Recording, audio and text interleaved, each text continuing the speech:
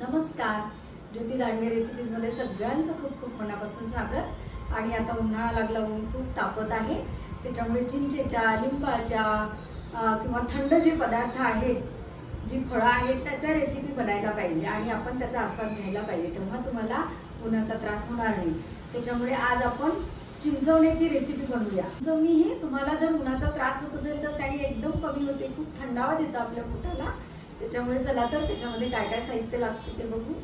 हे बघा, आपल्याला चिंचवणी करायचं आहे। आता आहे उन्हाळा, हे चिंचवणी खूप आरोग्यासाठी चांगलं असतं। त्याच्यासाठी काय काय साहित्य लागते ते सांगते मी तुम्हाला। मी हा चिंचेचा कोड घेतला, एवढी छोटी लिंबा एवढी चिंच भिजत घातली आणि भरपूर पाणी टाकून हा कोड तयार करून ठेवला।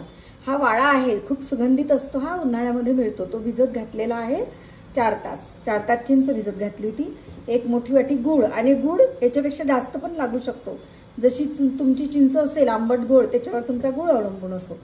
म्हणजे चिंच जर आंबट असेल तर गूळ जास्त लागू शकतो। आणि मी 2-3 चमचे तांदूळ भिजत घातलेले आहेत 4 तास। हे बघा, मी आता हे पानं घेतले 2, याचे देठ काढले, स्वच्छ पुसले आणि आता त्याला चुना लावते। चुना लावून घ्यायचं पूर्ण पानाला।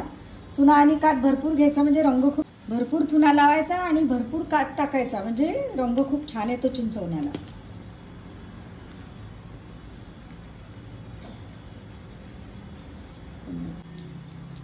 चिंच म्हणजे कात तुम्ही भरपूर टाकला तर रंग खूप छान येतो।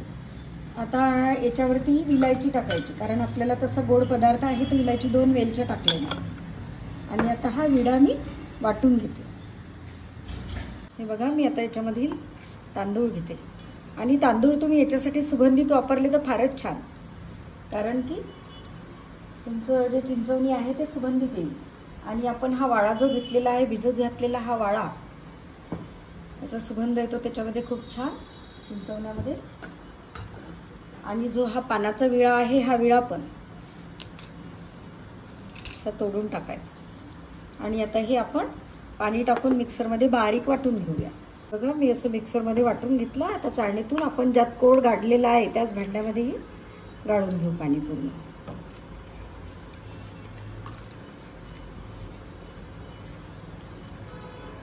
पूर्ण वाळा बिडा संपूर्ण साहित्य वाटलेले गाळून घ्यायचं आहे आपल्याला।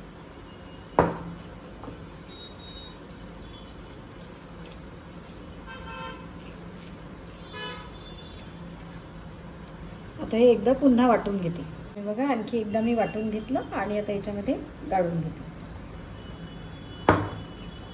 आता पूर्णपणे आपण पान आणि आपले तांदूळ आणि वाळा हे वाटून घेतलेलं आहे आणि हे असं पाणी तयार केलेलं आहे। आता आपण फोडणी करूया।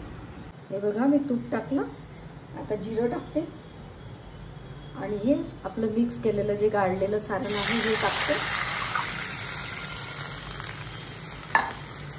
आणि याच्यामध्ये गूळ टाकते।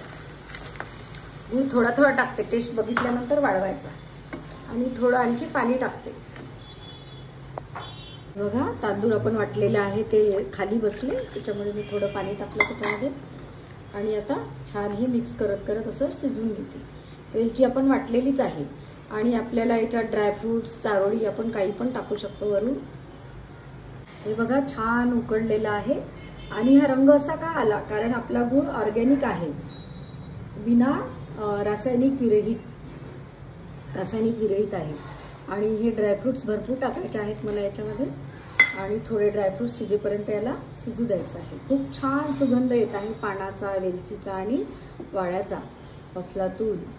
आणि हे तयार झाल्यानंतर आणि फ्रीजमध्ये ठेवून थंड झाल्यानंतर तर बापरे, बघूच नका, खूपच छान लागते। आणि या चिंचवण्यामुळे उन्हाळ्यामध्ये ऊन नाही लागत। कितीही उष्णता असली तरी तुम्ही थोडं जरी चिंचवणी पिलं तरी तुम्हाला ऊन लागलेलं असलं तर त्याच्यामध्ये एकदम आराम पडतो। आता आपण हे थोडं 5 मिनिट शिजून घेऊया। हे बघा, आपलं चिंचवणी छान शिजलेलं आहे। आता आपण याला गार करूया आणि पॉटमध्ये, सर्विंग पॉटमध्ये काढूया। गॅस बंद केला। हे बघा, आपलं चिंचवणी तयार झालं। आता आपण सर्विंग बाउलमध्ये काढूया। आमच्याकडे पश्चिम विदर्भामध्ये याची कन्सिस्टन्सी अशीच असते।